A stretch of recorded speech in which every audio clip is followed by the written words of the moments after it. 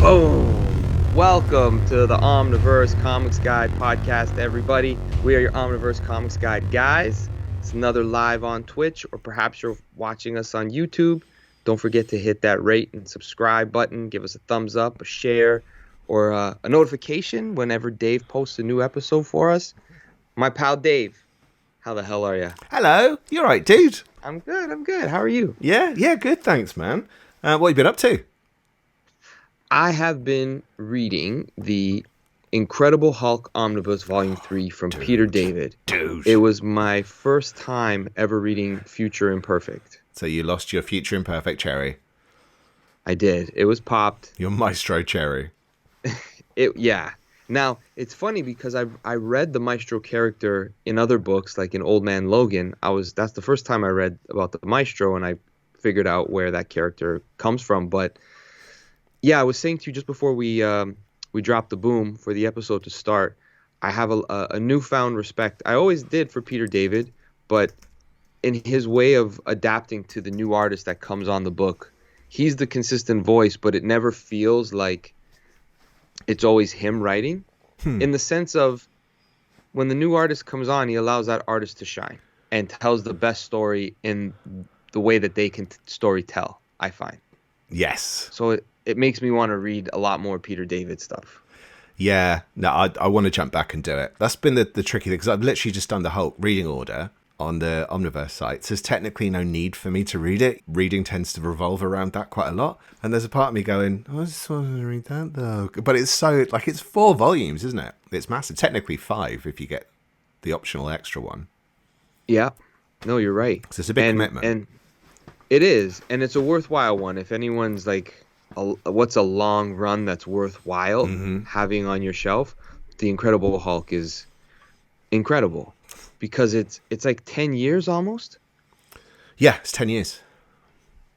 And you really get a full scope of the character, like Bruce Banner, and all the varieties of Hulk that you can get and deal with. And they're also interesting because it's like, oh, that's cool that's what's happening to him now, because you realize he's just a character of Psyche. Like, where's his mind at? Where's his head at? Yeah. And throughout the journey, like, I really noticed the change from the Gary Frank issues and dealing with the Pantheon and all that stuff to Liam Sharp coming on. Yeah, that's an interesting shift. It's a huge shift, but the writing also changes so that it suits the new style of storytelling, where I'm like, wow, that's such an artistic shift. However, he's not being as dialogue driven. There's a lot more action. There's a lot more. You can see the characters like flex and punch and do certain things that it's filled with in all of the other books. But when the new artist comes on, it's like, okay, just let him do his thing. Yeah. What do you want to draw? And That's great. It's well done. It's well done. Really well done. How about you? What have you been up to? I've been reading Gremlins. You've been waiting. You were just. Yes, I've been reading Gremlins. It's book 1, I think, of 2. It's written by Matt Stapleton with art by Mark Hooley. And it's just fun, man. It tells the story. You know the guy... Have you seen Gremlins? Yes. You know the guy who has the digger in his garage? Okay. His garage, mate. He's got his digger in his garage, and then they get hold of it and they drive it through his house. And he's going like, it's them.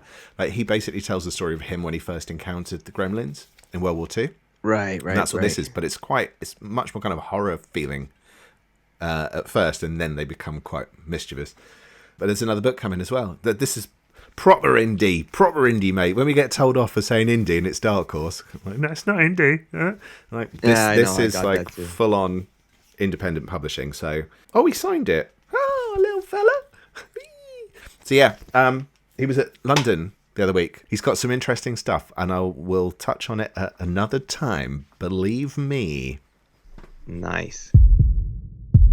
Wait, before I begin, I always have to shout out omniversecomics.guide. We got the reading orders, podcast videos, collector item specials. Everything is there. And subscribers get bonus features that are well worth your while. Like I said before, I've used that website as cheat sheet notes in my own interviews.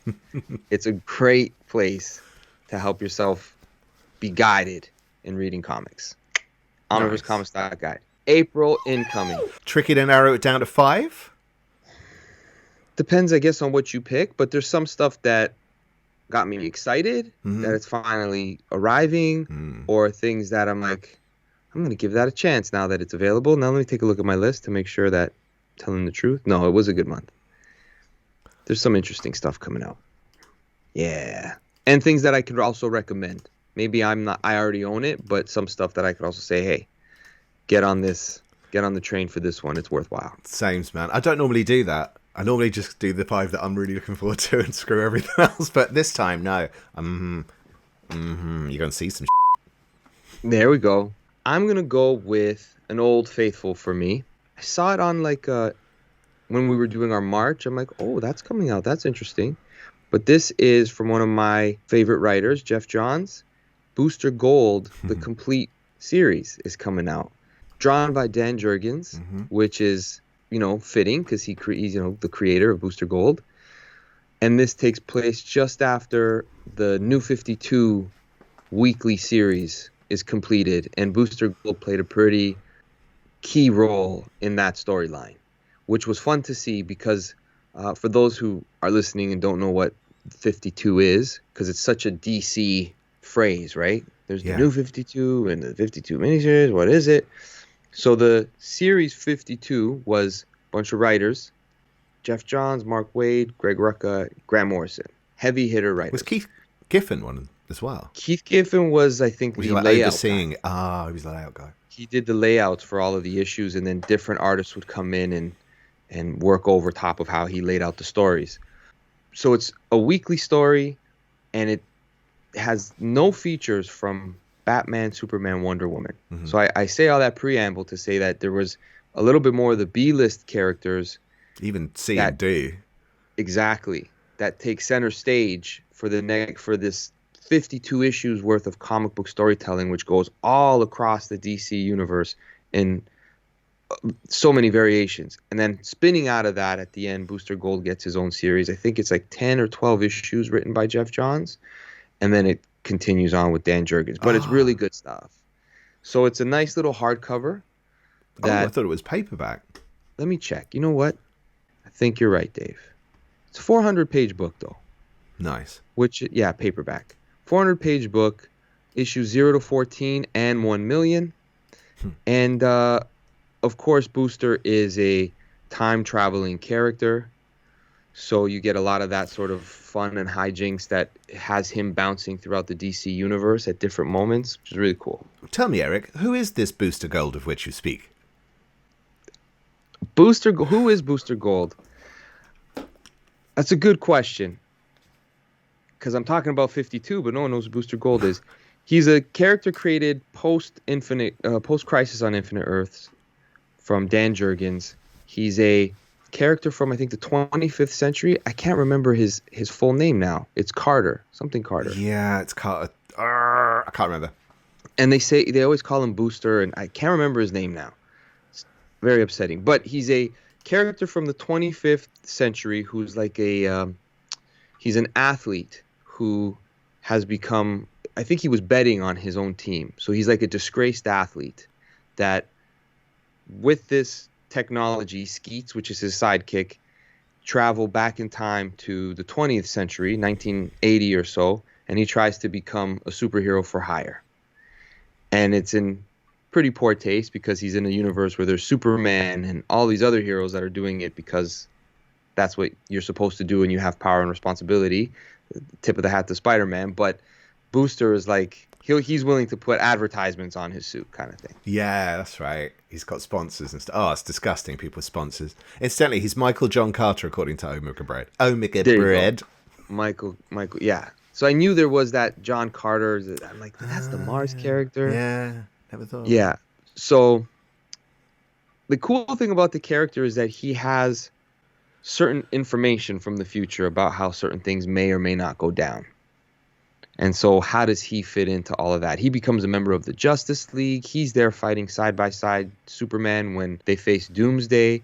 Like, he becomes a pretty central character in DC Comics in the 90s, at least. But spinning out of 52, it's Jeff Johns doing that thing of taking a character that has had a couple of iterations. Like, how can we make this character work? And this was his shot at Booster. Like I said, 14 Booster issues. shot. Yeah. Booster shot. There you go. Yeah. So I'm excited. I'm excited for this. The 2007 series. I don't like the way it's on the cover. It's like Booster Gold, the complete 2007 series, book 1. I hope that's not on the cover. Yeah, it's a bit odd. But I think it's going to be 2 books. Wasn't it 30? What did we figure the other week? Is it 30 issues or was it 40 something issues? I'm not sure. I think the first series that Dan Jurgens did was 25, right? You got 2 hardcovers of that. But this one, I'm pleasantly surprised that it's coming out. I'm excited for it. 47. 47. So it'll be probably 3 books.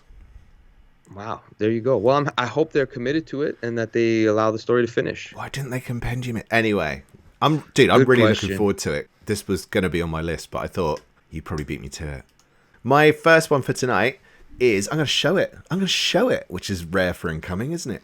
It's the Ghost Rider by Jason Aaron omnibus. Here it is. I got it when it came out a few years back and no one bought it. No one was really buying omnis, I think, at that point.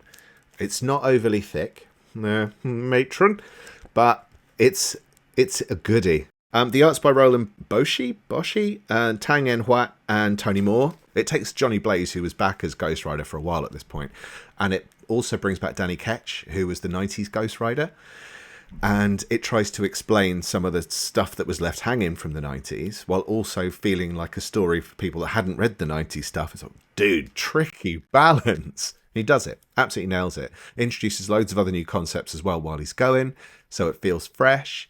And I'm sorry if I get the name wrong, but I think it's Tan En Huat. His artwork is so beautifully ugly. It's so perfect for Ghost Rider. It's just got this strange, creepy nastiness to it, and I absolutely love it. But it's such a great book. It's Ghost Rider. I think it was the series that launched in 2006, which was Daniel Way for the first 19 issues. And then this is 20 to 35, and the Ghost Riders Heavens on Fire 6-issue miniseries that wraps it up. It's a fun ride, no pun intended. It's just one of those runs that I think often gets forgotten. There are a lot of people wanting to get hold of this book for so long. The prices were going crazy. And not overly beastly 536 pages, but oversized hardcover. I do reckon if you're a Ghost Rider fan, especially the 90s era stuff, like a lot of people, I think, are really looking forward to them releasing the 90s era Ghost Rider. And I think there is an omnibus on the way. But if you kind of go, yeah, but I'll stick with that. That was my era. There are a lot of loose ends, and those loose ends are tied up in this volume. So if you do want to start picking up that run, the old Danny Ketch run, this is a nice way to kind of bookend it that you won't get as that run continues, because it just sort of peters out and then it got cancelled. Interesting. Okay.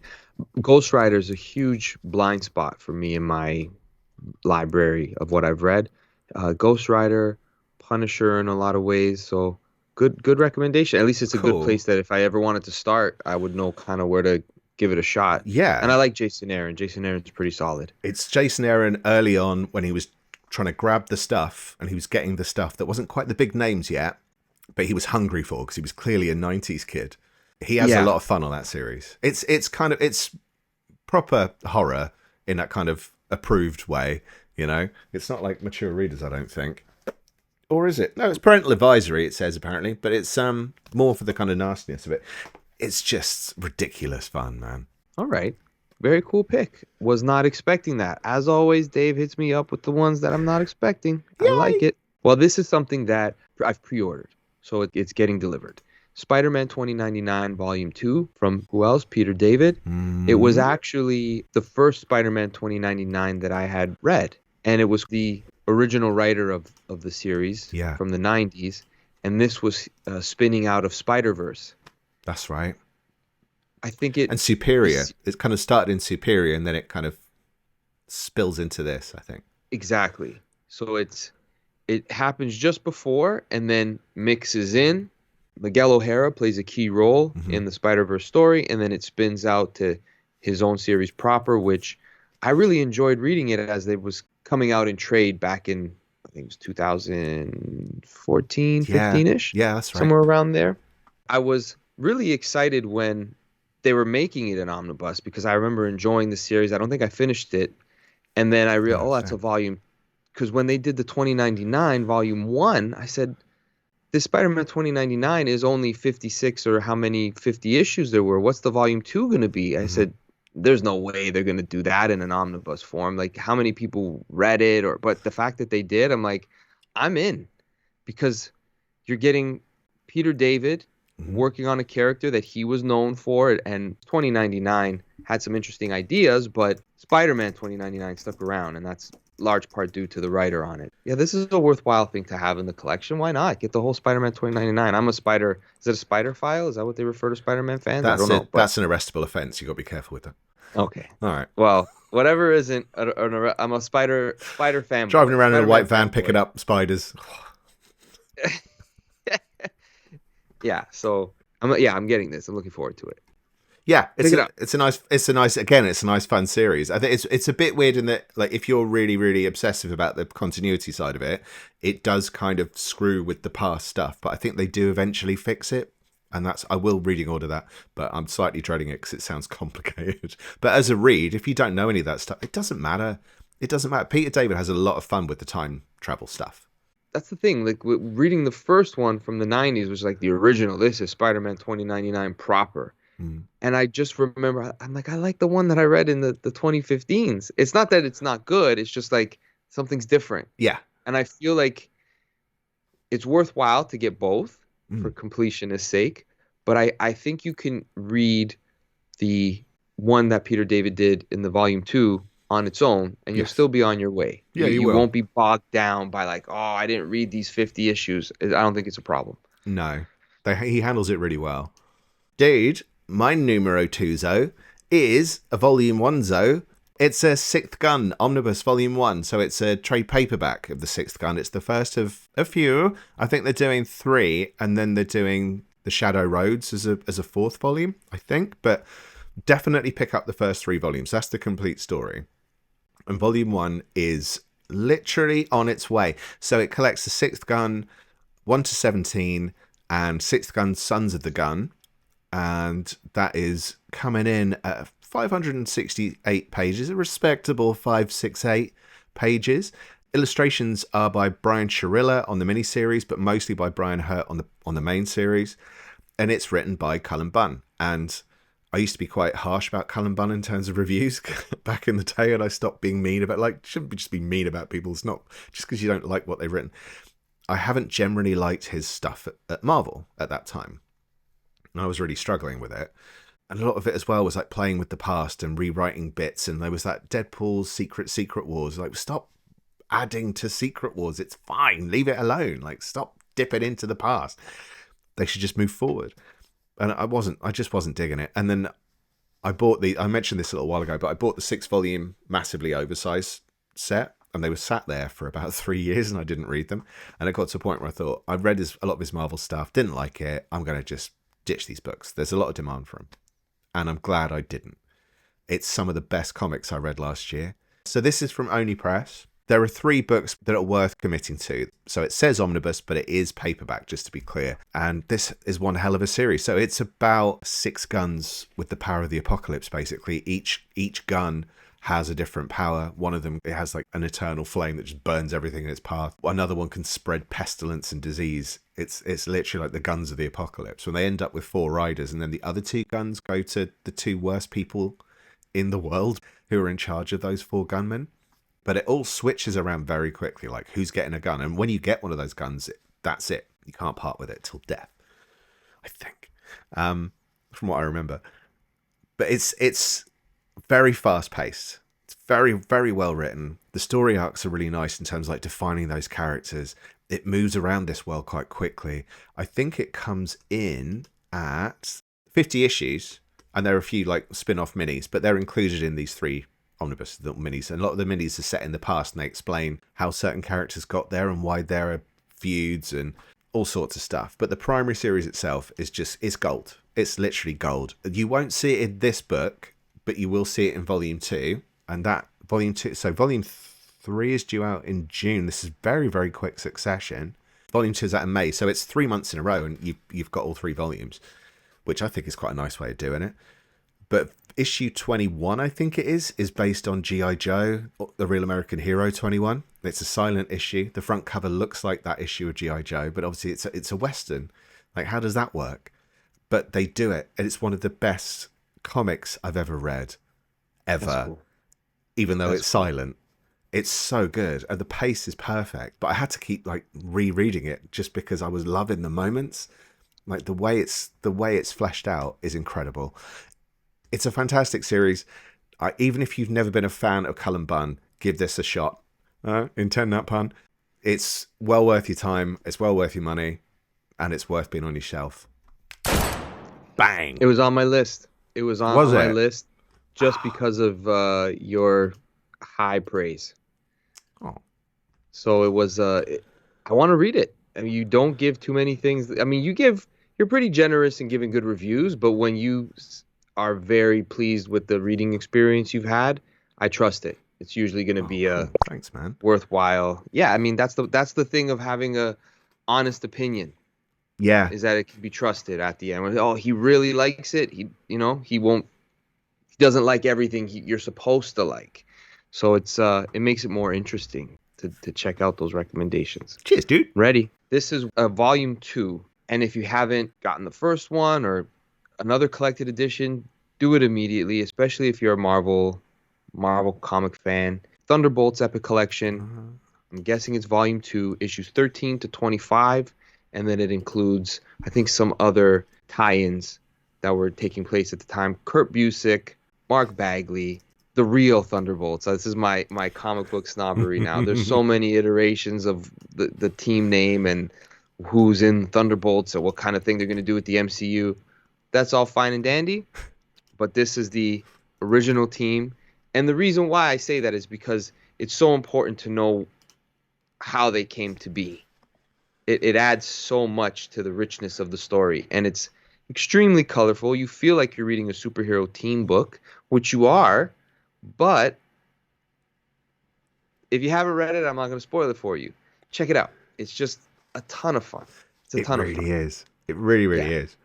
It's a great shout. This was one of the series that, when people badmouth the 90s, this is one of those examples. I must admit, I forget to mention, this was 1997 it launched. That's well in the 90s, that's not 2000s. That's 3 years worth of 90s comics, and they're great.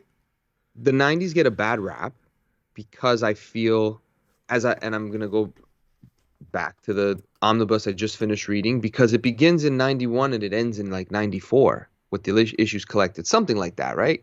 There's like a 2-3 year time that you experience while reading those, but it's 36 issues or so. Yeah.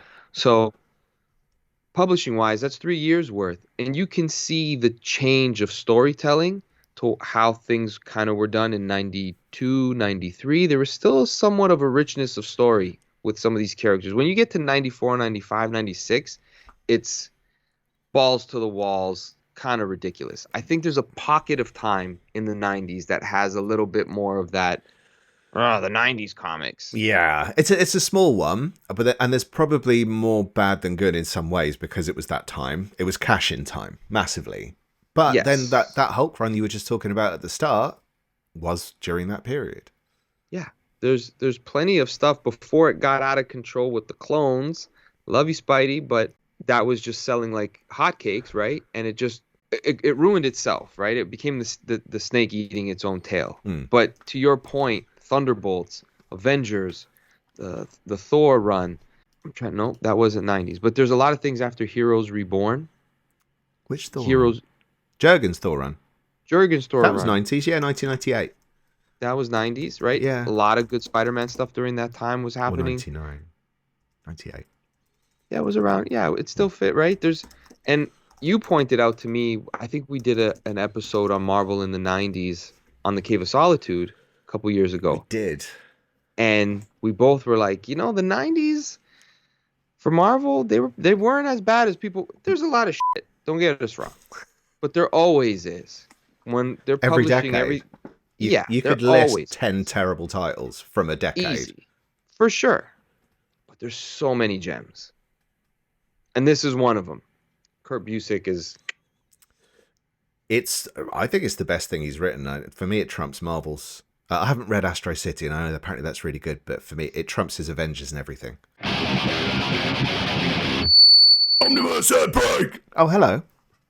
Hello. New to the Omniverse, this week we've got Infested, The Road to Spider Island, which is the intro to the Spider-Man event, Spider Island. The Lazarus Tournament, which is a much more recent crossover event. It's Damian Wayne, Deathstroke, Batman. It's the Joshua Williamson stories from that period. If you do read them together, it makes more sense. Special features. There's a tribute to Akira Toriyama by Mr. Ralph Reeds. So it's a tribute to a legend, and he's written a lovely piece about it. And thanks so much for doing that, man. Podcast and video.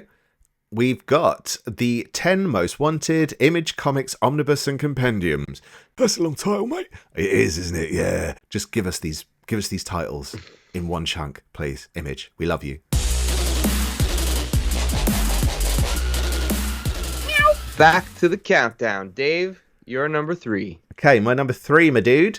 It's From the World of Minor Threats, the Alternates. So this is tying in with Minor Threats, which was a book that made my top 10 of our top 20 books from last year by Patton Oswalt and Jordan Blum. I keep getting his name wrong. I keep saying Jordan Bloom. Apparently it's Jordan Blum. I'm terribly sorry.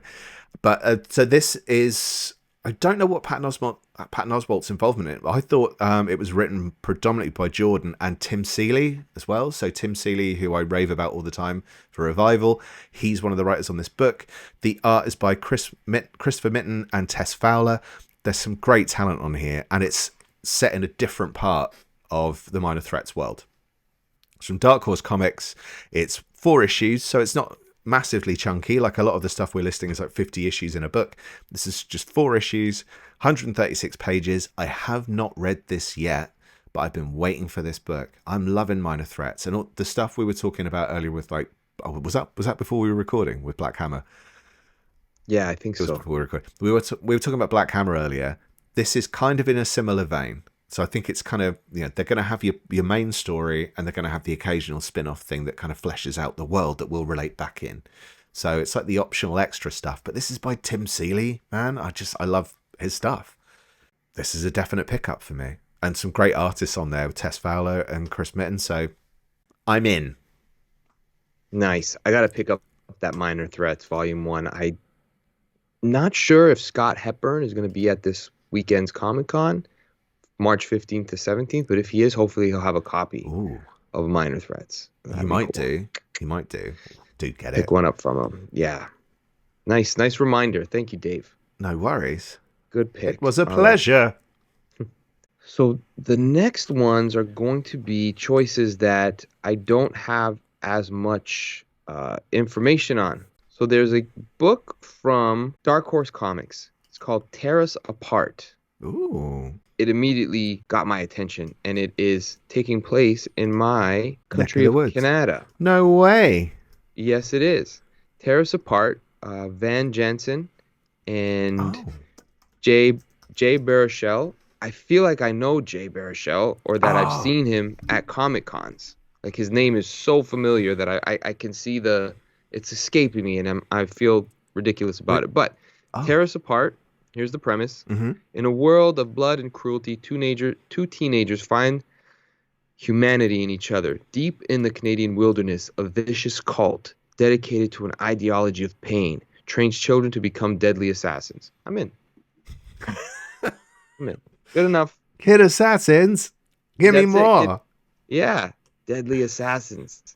In the midst of this world of cruelty, two teenagers, I can't say 2 teenagers, break the cardinal rule by falling in love. The only thing standing between them and happily ever after is an army of murderers with a taste of blood. You know what? Yeah, I'd give that a whirl. 120 pages, Dark Horse Comics. It's a paperback for $25.99, which is a little bit pricey for 120 pages in Canadian dollars. I'm not sure what that would be for. So if I find that book on a good deal or some sort of a sale, I'll pick that up. It caught my attention. Just the cover was 2 bloody hands. It just seemed very, striking. And then when something have you sold in like 2 sentences, like wilderness, kidnapped kids, trained to be assassins. All right, what's this about? Where does this go? Uh-huh. So Nice I'm little in. wrap up as well, 4 issues. It's funny enough, I'd forgotten about this, so I really appreciate you mentioning it because I found it a while back and said I'm looking forward to this coming out, and I posted it on Instagram and tagged the creators, and they were really chuffed for the shout about it. And then it's just like slipped my mind. Terrible person, You're fraud. horrible. Yeah, you're horrible. Complete. But yeah, I don't know. I can't say if it's critically acclaimed or well received, but I'm intrigued. I'll give it a chance, and if anyone else has and can give us some input on it, feel free to send us the info. But yeah, why not? Tear us apart. I dare you. That's apart. Do it. Do it. Do it. Yeah. All right. Do you want my number 4? I want your number 4, Yeah, Dave. you want it bad, don't you? So my number 4 tonight, Matthew, is Justice League Dark Rebirth Omnibus. I haven't gone for many omnis. I'm trying not to kind of just do omnibus, because that's genuinely the stuff I'm most looking forward to. Like, ooh, chunky things. This is Justice League Dark Rebirth Omnibus. So they'd already done New 52 as an omnibus, and now they're doing the Rebirth era. I mean, not only is that an amazing cover, if you take a look at it, it really is an amazing cover. But when you do look at it, you'll see Swamp Thing, Wonder Woman, Zatanna, Man-Bat, and what's that little fella? Oh, hang on a minute. Is It's that Detective Detective Chimp? Chimp.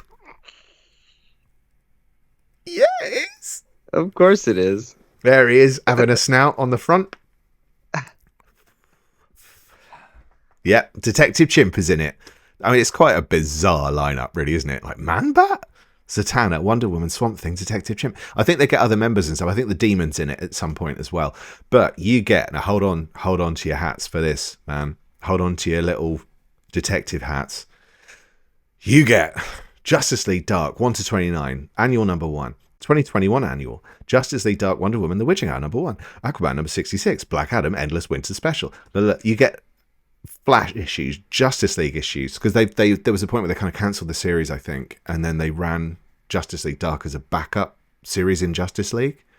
So it goes into that. It includes the Endless Winter crossovers. It includes the Future State stuff. It includes a one-shot called Secrets of Sinister House. I love that kind of title. I love the old school titles on these things. And DC are really dipping back into that again. There's a ton of stuff in this. It's a whopping 1,440 pages. Wow. Yeah. It's a chunker, Dave. You It's like yourself a chunker. Don't I just? Oh, if I could feed me books, I would. To make them even chunkier. It's looking beautiful. I'm so excited. I'm so excited to get my hands on this book because I love the idea of Justice League Dark. I mean, just the first series that had Constantine in it and Zatanna and Deadman, and I think I like the idea of it more than I like the stories.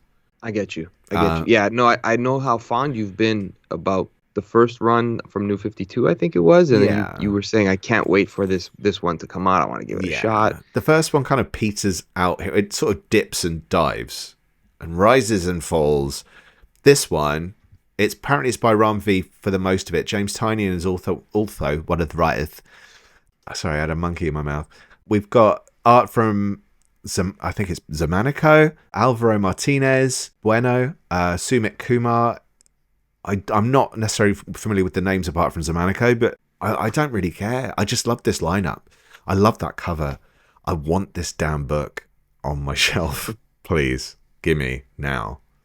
For my number 5, I'm going to go to another blind buy and have my pick be totally sentimental, and it is Scrapper from Image Comics, Alex DeCampi.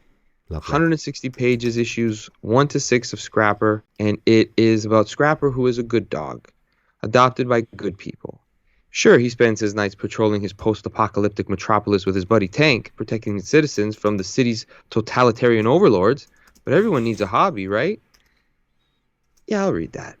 That sounds like fun. right? I like a good anthropomorphic. Is that the right way to put it? Where the Was it? animal is the main I character? wasn't sure if it was anthropomorphic as when it's like it's got a human body, but it's an animal head. But I think no, I think it's just if it's just a human behaving animal behaving. Yeah, I'm I not sure think. what the right term would be. I think I you think you're might right. be. I I don't think know. I I'm was gonna wrong. say I think you're right, but yeah, I think because they say that Mouse is an anthropomorphic story, right? Where they use the mice to tell the story of, Yeah, I think it's when they right? do human things. But if they're talking, that's technically human. Whatever. Let's go, Scrapper. Whatever. Save the city. Let's see what you got going on. Jordi Belair is part of the art team. She's a pretty well respected. Alex DeCampi, though, I've read a few bits lately, and I want to get more of her stuff. So yeah, that's my number 5. Really nice. Scrapper. Good If shout. anybody's read it, awesome. Tell us about it. Dude, my number 5 tonight was one I thought you'd pick. I kind of had two at my number 5. One of them was Booster Gold. The other one was this Okay. one. It's JLA Book 1. It's a tricky one to find because it's listed really weirdly. And they didn't call it, like, that's one of those things where they should give it a subtitle. JLA The Complete something or other, Book 1, because it needs to stand out from the previous JLA Book 1. It's virtually Yeah. it's virtually a compendium, though it doesn't call it that. That might have been another way to go. It's different from the previous release of JLA Volume 1. That was How so? a lot thinner, and it didn't have everything. So this is aiming to collect all the spin-off titles and annuals and all the other stuff as well. Whereas the other run of JLA trade paperbacks, which I do have behind me, I can't actually show you. You're Though. right. This actually makes more sense. Yeah. Because before it was, I have this basically the contents of this book in the original hardcovers That's that it. came out for JLA. And I haven't parted ways with them because for a while there were a couple of volumes that were out of print and hard to find, and I did like a hunt where I was able to get volume 1, volume 3 and 4, and then at a used bookstore I found volume 2 for like really cheap, but it was always listed as like $300 Yeah. if you want to get. So I found the set and I didn't want to part ways with it. Then they announced the omnibus and I'm like, should I just get the omnibus? But not to take away from your pick, but you're right. It's always been collected with pieces missing. Yeah. One way or another. Even the omnibus did. The omnibus didn't include the Mark Waid stories, so you had to buy them in a separate volume.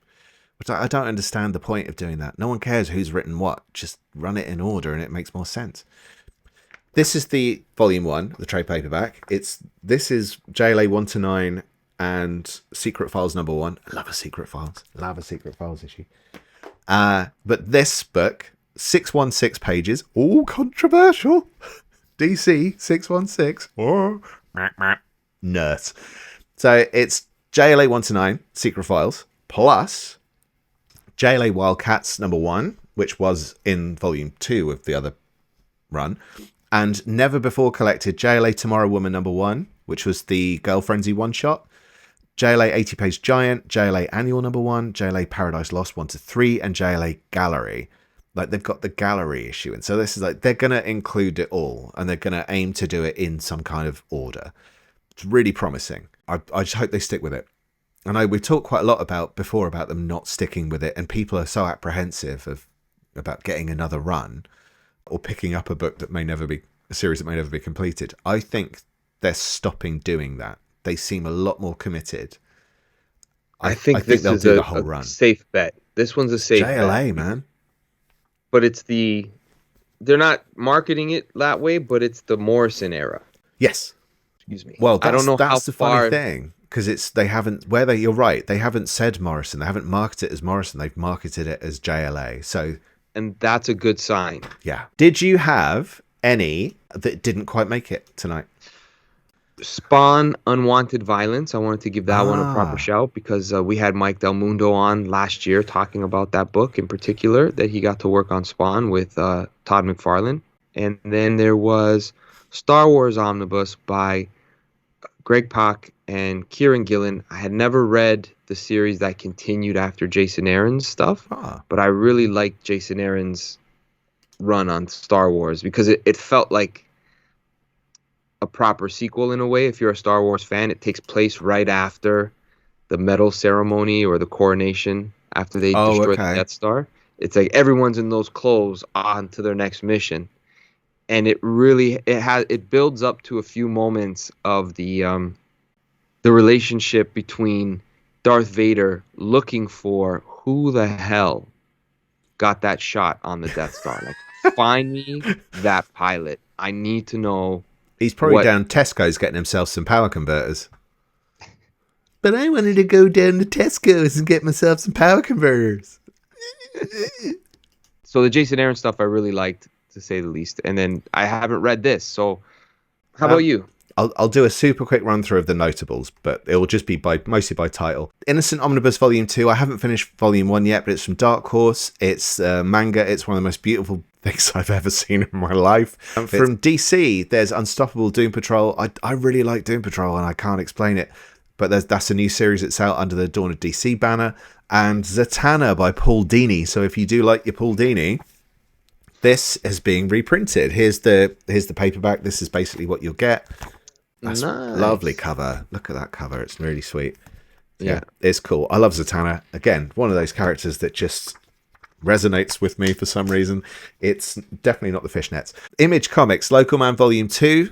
Another Tim Seeley book. Volume 1 was really cool, really funny. And this continues it very much in the kind of classic 90s feeling Image Comics universe. It feels like it's set in the Image universe.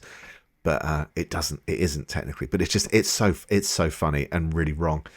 Marvel, the only one I didn't mention for that I'm kind of, am I excited? I don't know. Micronauts, the original Marvel Years Omnibus Volume 1, which has got Michael Golden art in it. That's the main reason I want it. I love Michael Golden. Otherwise, like, I was never like, I had Micronauts toys as a kid and I didn't know until I was in my 30s. Oh, well, they were Micronauts. Oh, I didn't know that. I think they got trashed in the sandpit. And from Titan, Scarlet Couture, The Munich Files, which is by Des Taylor, who's been on the show before. I love his art. I want to read this book. It's volume 2 of the Scarlet Couture series, but I wanted to get it in my top 5, but it was a tough battle this month. Wow, yeah, it's a pretty good month. Did I ever tell you my Michael Golden story? I must have. I must have told you. Yes. I'll save it for another time. I don't know if you said it on the air, but you've told me. It might have been on another podcast, but we'll maybe save it for a speakeasy. Yeah, okay, deal. All right, everybody that watched on the Twitch live, we love you. You know guys. that. Yeah, you guys are the best. And for everyone watching on the YouTube, thank you for tuning in. Don't forget to subscribe, hit the like button, share the show. Helps us make better stuff for you. And if you are looking forward to something this month, leave a note in the comments and tell us what it is you're looking for. If you feel we've missed something, shout about it. Exactly. Dave. Yes, as always, a lot of fun. Too much next fun. Next week I won't be able to do the live with everybody on the Wednesday, but we will be back and we'll have good content for you, promise. We will. There will be some more new stuff, don't you worry. That's right. Something all right, big. Everybody. Thank you, Dave. Thank you, all the listeners live on Twitchers. See you next time.